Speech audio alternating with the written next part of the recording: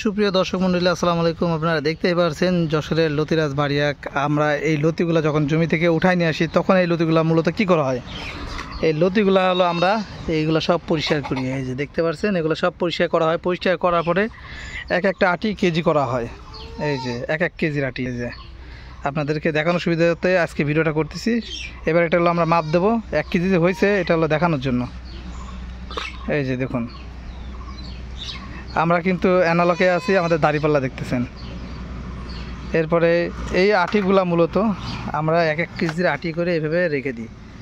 এরপরে সব আটি বাঁধা হয়ে গেলে আমরা এগুলো সুন্দরবন, এই যে সব আটি এভাবে রাখা হয়ে গেলে আমরা কিন্তু বিক্রির জন্য নিয়ে যাই। এই যে দেখুন, এই যে আবার মাপা হচ্ছে, আপনারা দেখুন। এই যে দেখুন 1 কেজির আটি করা হচ্ছে। আর বর্তমান বাজার দর চলতেছে হলো 48 টাকা, 50 টাকা, 55 টাকা এরকম। লতির গ্রেড বুঝে আপনার বর্তমান লতির বাজার দর। তো আপনারা দেখতেছেন যে কীভাবে লতিগুলো মাপা হয়। আর 1 কেজির আটি করলে এখানে ভালো দাম পাওয়া যায়। অনেক জায়গায় হাফ কেজির আটি করে। তো আমাদের এখানে যেহেতু ভালো দাম, যশোর খাজুরা পার হয়ে পুলেরহাট বাজার, সেজন্য আমরা 1 কেজিরই আমরা আটি করি। প্রত্যেকটা আটি 1 কেজি করে থাকে। তো এই আটিগুলা বান্ধা হয়ে গেলে সব এগুলা সব আড়তদারের কাছে দিয়ে দেওয়া হবে। এই যে দেখুন, এই যে দেখুন।